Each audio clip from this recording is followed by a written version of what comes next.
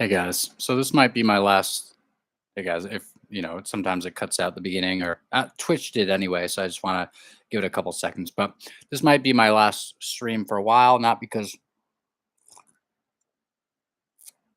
I haven't enjoyed doing them, but because I think similar to Twitch streaming, I think it gets to the point where it almost becomes like a habit and a reflexive thing.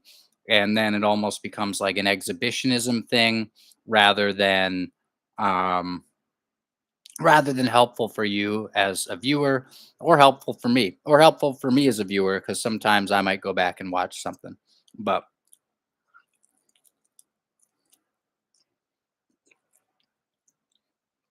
plus, I think I'd just like to sort of maximize my time.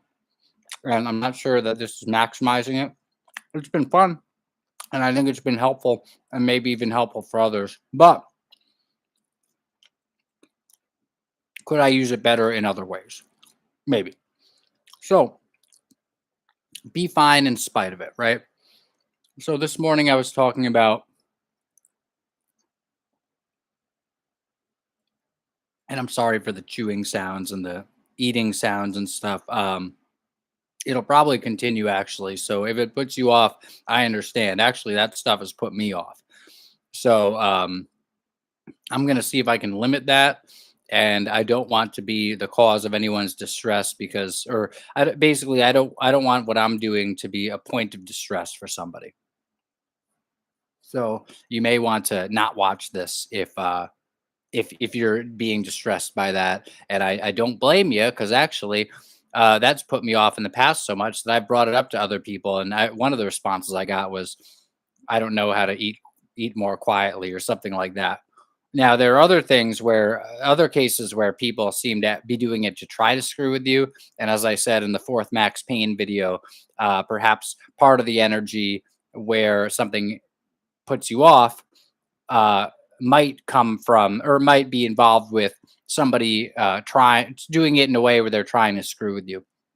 Like for example, the guy I think I mentioned it somewhere. Maybe you know what? Maybe I'm no, I mentioned it in something that I'm maybe going to be posting soon.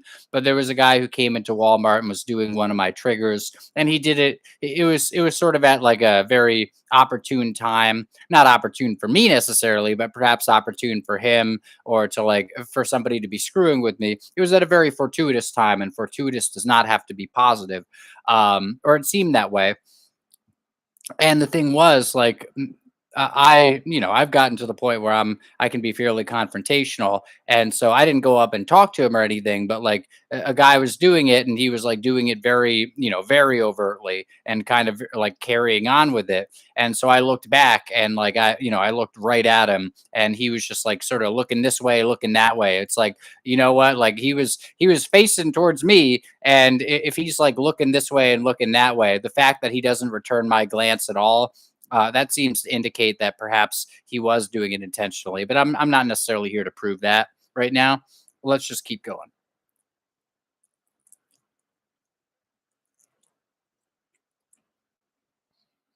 So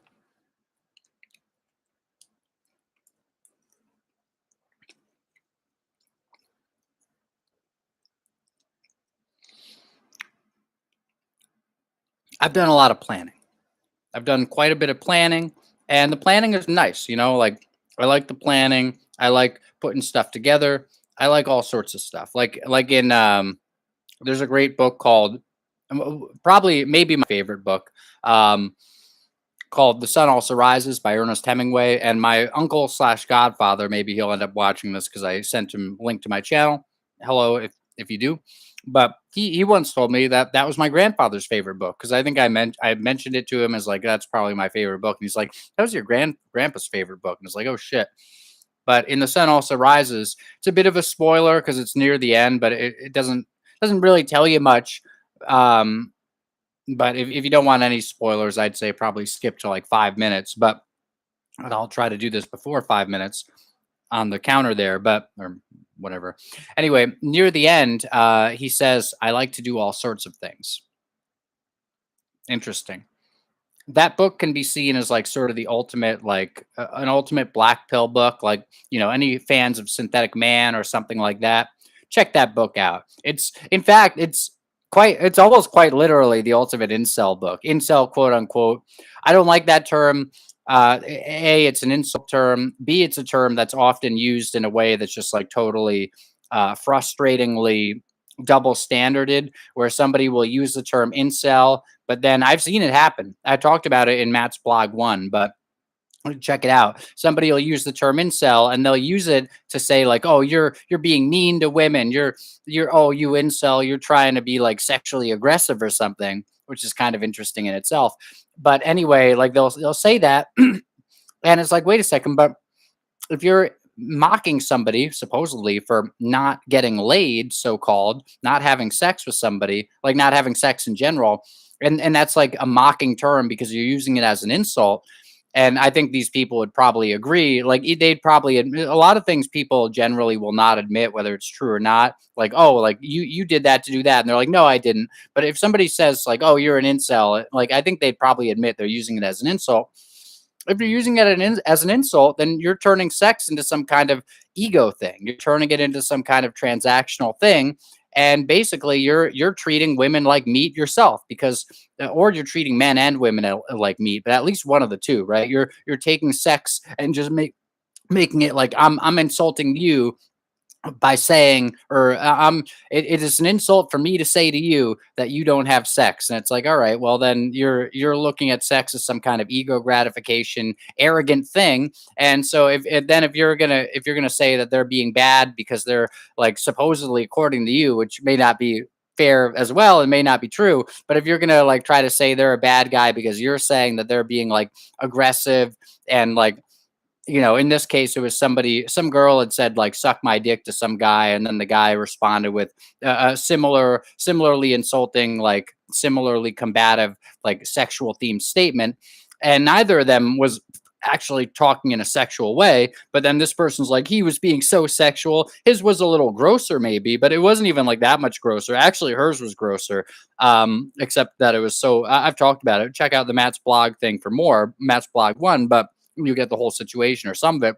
But it's like neither of them was actually meant to be sexual. It was just a sexual theme for basically saying "f you," which in itself is a sexual theme for saying something that isn't like actually meant to be taken literally sexually. And so, in any case, but then you're calling this guy an incel, and it's like, well, Matt, so they can say all that, but they don't actually mean it. But then when they say incel, you're gonna take what they're saying at face value and really analyze it. It's like, well, I will analyze it because the people using it, they tend to be the respect women crowd, except that it's no respect to women to treat women like meat or like property or like some object of ego satisfaction or gratification, because otherwise you're a quote unquote incel. It's like anyone using that term, or generally most of the people using that term, and there are many terms like that, it just shows a level of ignorance that's kind of astounding.